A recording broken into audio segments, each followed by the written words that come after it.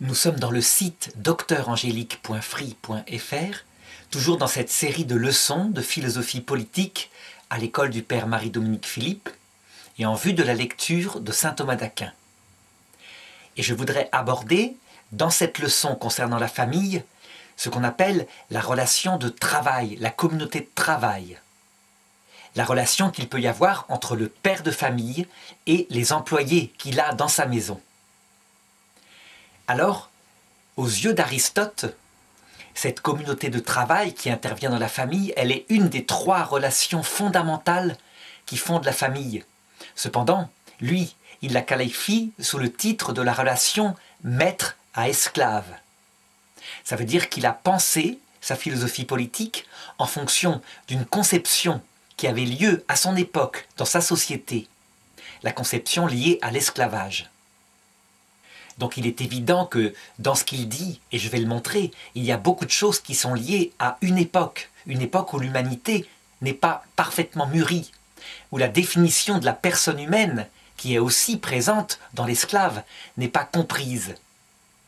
Mais au-delà de ce conditionnement particulier, ce que je vais pouvoir trouver en philosophie, c'est quelque chose qui reste valable, qui reste vrai, à savoir que dans la famille, communauté fondamentale, il y a nécessité en vue du bien commun, qui est le fait de vivre. Donc ce fait de vivre qui implique l'acquisition de biens matériels, eh bien il y a nécessairement une relation par rapport au travail et même une collaboration, une coopération avec d'autres travailleurs. Si la famille n'était qu'une relation éthique profonde entre d'une part l'époux et l'épouse, qui n'ont pas une relation de dominant à dominé, mais qui ont une relation d'égalité à travers l'amour d'amitié.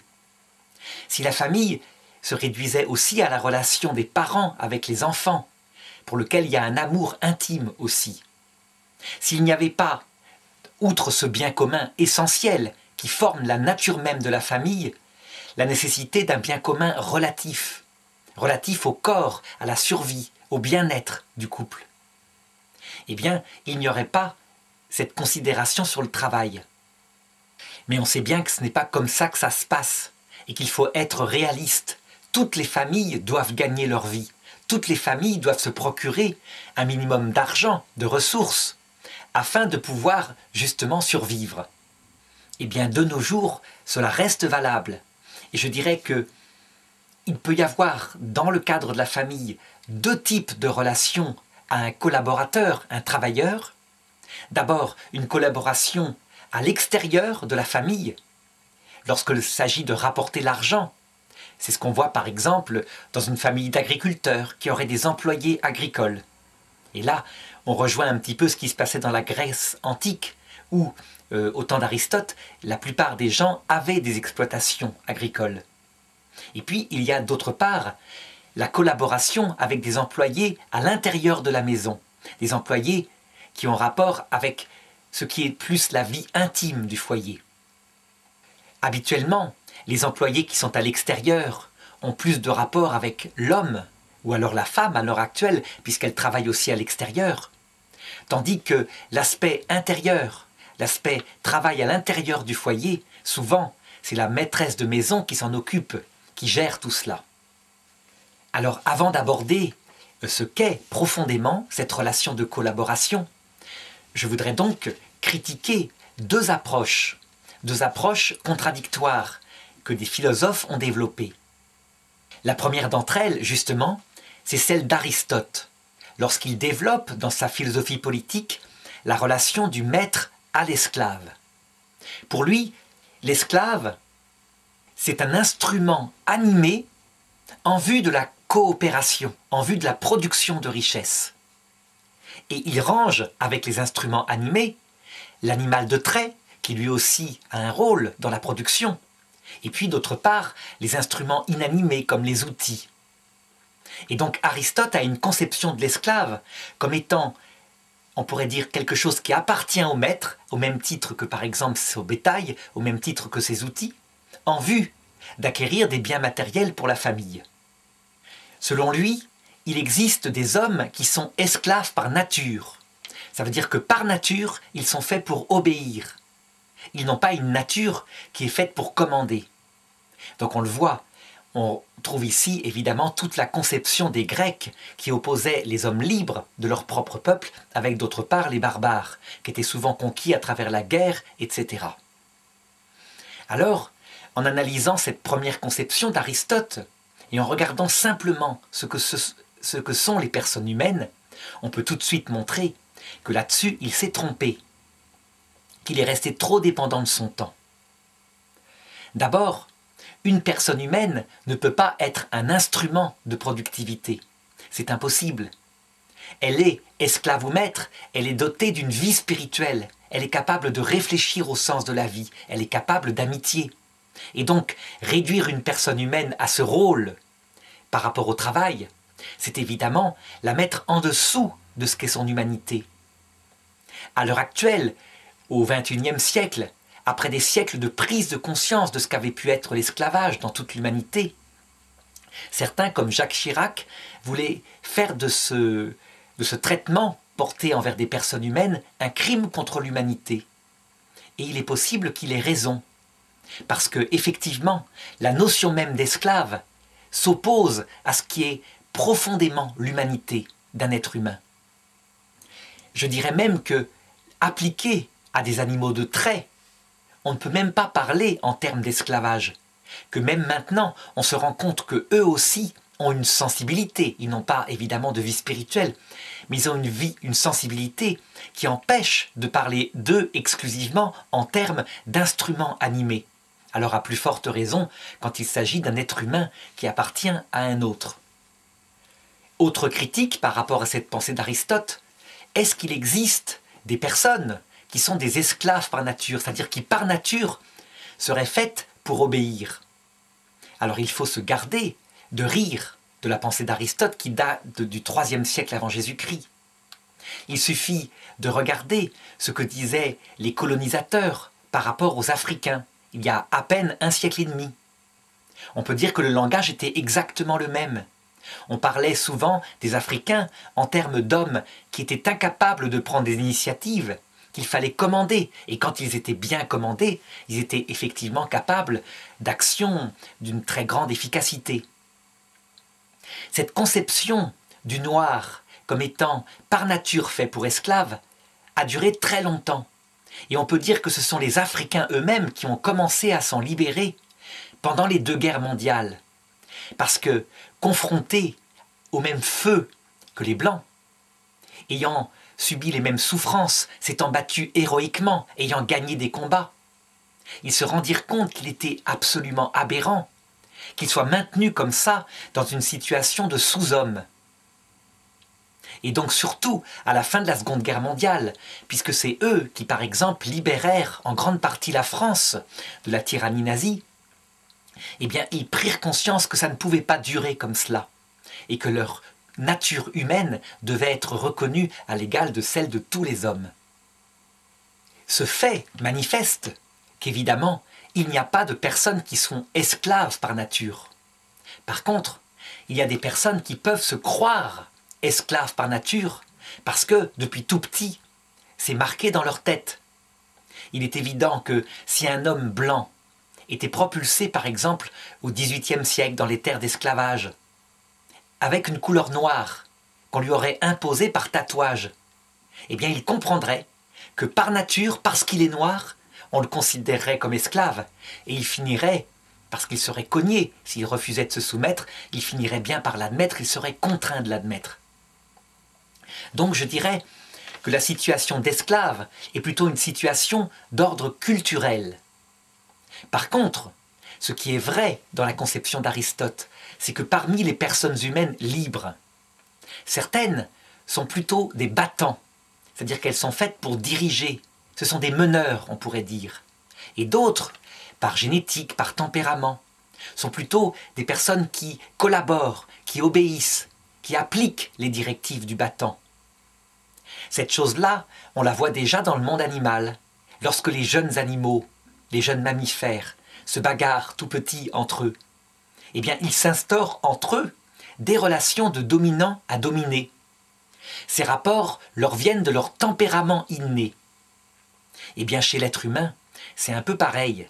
Donc il y a des tempéraments différents, comme on peut le constater, ce qui n'implique pas qu'il y a des esclaves par nature. Mais il y a des personnes qui se sentiront mieux en étant employées et d'autres personnes qui se sentiront mieux en étant entrepreneurs. Certaines personnes aiment le risque, la dopamine qui vient dans leurs veines, on peut dire les stimule, et d'autres personnes sont stressées par le risque. Au contraire, le risque les étouffe, les empêche de vivre. Elles ont besoin de la tranquillité d'une vie qui soit réglée au jour le jour. Alors on le voit, cette remarque que je fais, qui n'est pas un absolu, parce qu'on peut très bien avoir un tempérament fait pour... on se croit avoir un tempérament fait plutôt pour comment dirais-je, être dirigé. Et on se découvre à telle occasion, en fait, un tempérament de chef.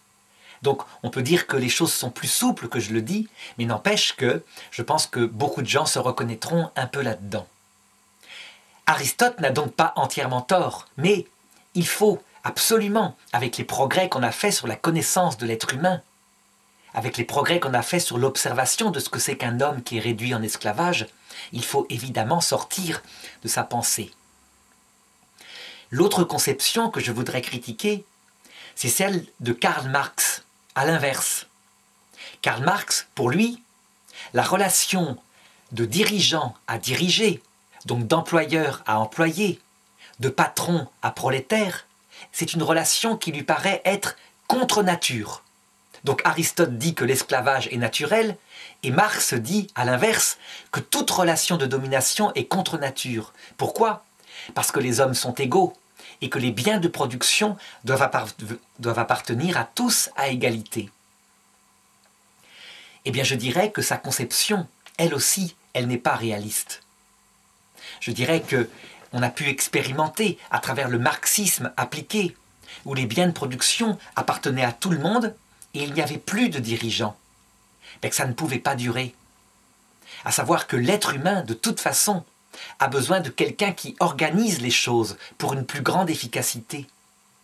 Et que s'il y a, par exemple, pour faire une moisson, 50 petits chefs qui ne s'entendent pas parce que chacun est à égalité, qu'en plus, la propriété en question appartient à tout le monde, ce qui veut dire à personne, et bien dans ce cas-là, il y a une perte absolue d'efficacité. Et on peut dire qu'en Union soviétique, au grand temps du communisme, on avait des terres gigantesques qui appartenaient à la collectivité et qui produisaient moins que le petit jardin ouvrier qu'avait dans sa maison tel membre de cette grande propriété, qui lui, dans son petit jardin fait pour avoir une pelouse, cultivait des pommes de terre. Et c'est ce qui permettait au peuple soviétique de survivre. Et pourquoi cela? Parce que, en réalité, on ne travaille bien d'abord que pour sa famille, parce qu'on a une motivation. On ne travaille pas pour le bien commun, universel, abstrait. Et que d'autre part, quand on dirige son travail, et même si on a quelqu'un pour l'aider, pour s'aider, comme un fils, si on dirige le travail, eh bien il est mieux organisé que s'il n'y a pas de direction.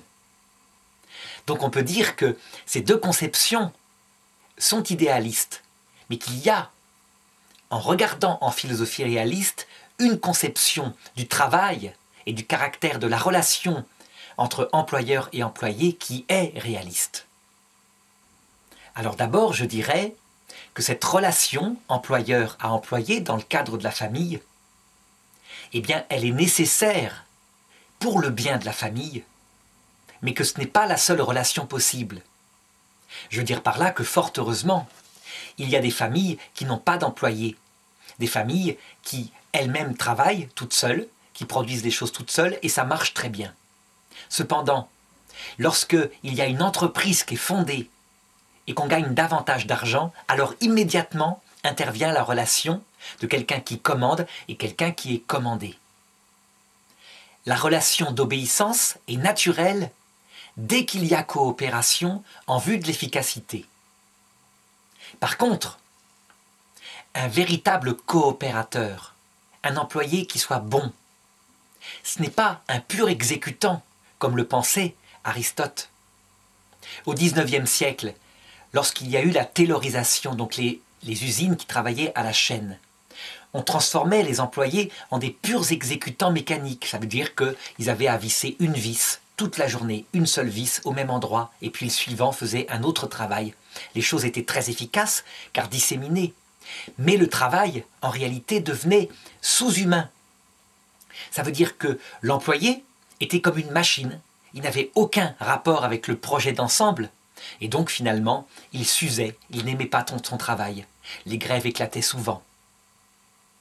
Un employé efficace, c'est quelqu'un qui participe au projet d'ensemble, qui le comprend et qui l'applique intelligemment.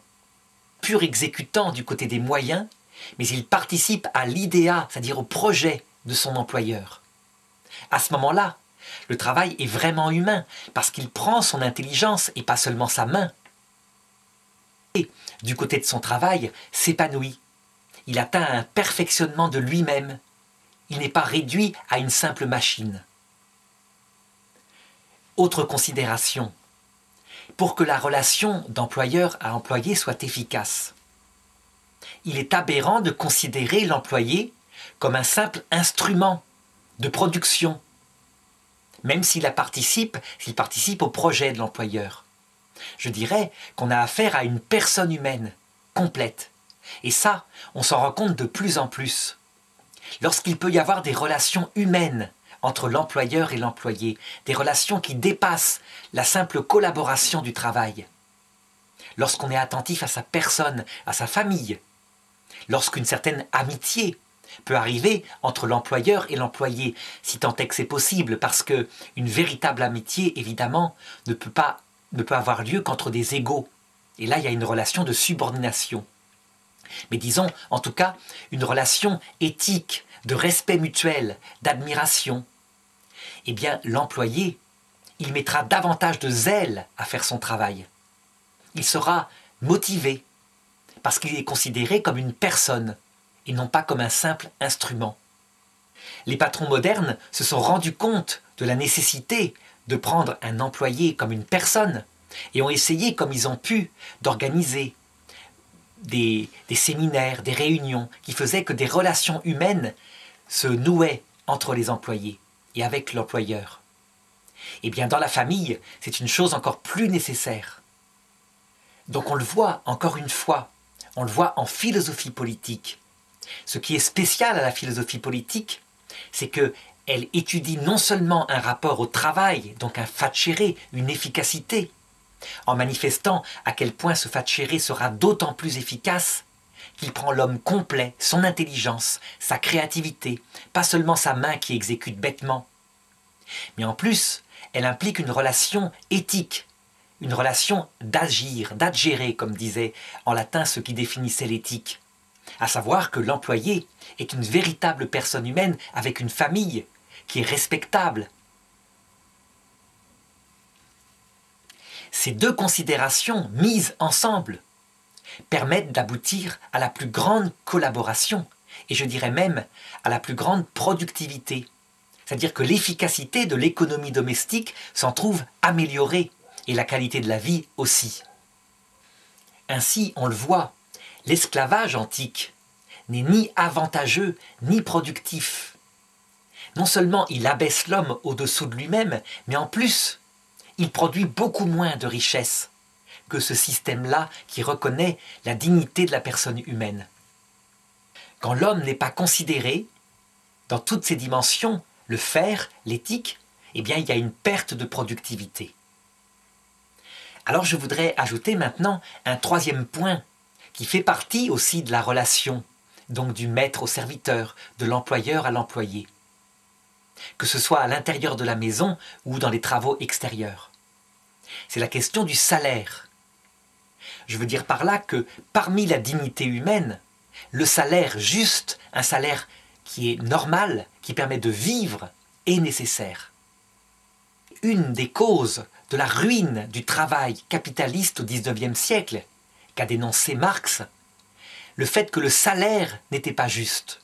Et pour une raison simple, c'est que le salaire était entièrement mis sous la dépendance de la loi de l'offre et de la demande. Les États européens, après les révolutions industrielles, décidèrent que les entreprises ne devaient être contraintes par aucune loi. Et donc, évidemment, les patrons, lorsqu'ils voulaient embaucher quelqu'un pour une tâche quelconque et que se présentaient 15 ouvriers qui étaient prêts à être payés le moins cher possible, parce que sinon c'était la misère, il n'y avait pas d'allocation chômage, eh bien, ce patron, il prenait celui qui acceptait d'être payé le moins cher et de travailler le plus longtemps. Résultat, à travers le paiement d'un salaire indigne, on réduisait en esclavage des ouvriers, des collaborateurs et des familles entières. Comme la chose est profondément injuste, contre nature, il ne faut pas s'étonner que ça ait provoqué une réaction violente, dialectique, de haine, à l'inverse, avec le courant marxiste. Comme cela avec l'être humain, lorsqu'on va dans un excès, eh bien on peut être sûr que la génération suivante, elle prendra par réaction l'excès inverse. Et sans intelligence, ce qui est normal, comment en vouloir, quand on est pris passionnellement par de telles injustices, on ne peut pas raisonner, comment dirais-je, de manière intelligente, on raisonne plutôt de manière passionnée. Les tentatives de ce qu'on appelle les syndicats chrétiens, d'essayer plutôt une collaboration sans haine entre l'employeur et l'employé, avec un salaire juste, avec une vie de famille équilibrée, eh bien elles eurent moins de force, moins de puissance que la haine marxiste, et malheureusement, cela se traduisit au XXe siècle par 100 millions de morts, parce que le système marxiste était dans le même genre. La haine produit évidemment la destruction. Le marxiste consiste à prendre l'inverse de ce que faisaient les capitalistes, c'est-à-dire de faire que les ouvriers soient dans une sorte de paradis. Les biens de production leur appartiennent, et ils travaillent s'ils veulent, le salaire tombera parce que on cherche l'égalité. Le problème, c'est que le marxiste n'était pas réaliste. Il avait oublié que l'être humain, le même qu'il avait vu exploité par des patrons, est aussi capable, s'il le peut, d'être paresseux, de ne pas travailler. Et effectivement, si aucune contrainte, aucune motivation salariale ne vient lui indiquer qu'il faut travailler, s'il peut tirer au flanc, parce que c'est compliqué d'aller faire la récolte, eh bien il le fera. Et du coup, ce système-là, qui est un paradis sur le papier, créait une productivité en ruine, en chute. Ça veut dire que ça ne marchait pas au point de vue de l'efficacité. Donc on le voit, l'efficacité du travail domestique et du travail en général, il faut qu'elle soit pour cela rémunérée par un salaire juste, et il faut que ce salaire juste, l'ouvrier ait l'impression qu'en travaillant davantage, il ait davantage de salaire, parce qu'il le fait pour sa famille. Parce que ce qui le motive, évidemment, ce ne sont pas les beaux yeux de son employeur, c'est le fait que sa famille pourra bien vivre, que sa femme sera fière de lui, que ses enfants seront bien élevés. Ce que je décris là, et qui est du bon sens, eh bien, ce sont les relations naturelles, fondées sur la famille, et qui structurent une société tout entière. Parce que la somme de ces familles, certaines étant menées par des employeurs, d'autres étant menées par des employés, qui coopèrent ensemble, ce sont elles qui forment une communauté plus grande qu'on peut appeler une cité et même une nation. Mais à la base, c'est de toute façon cette relation de travail humain, un travail qui n'est pas n'importe quoi.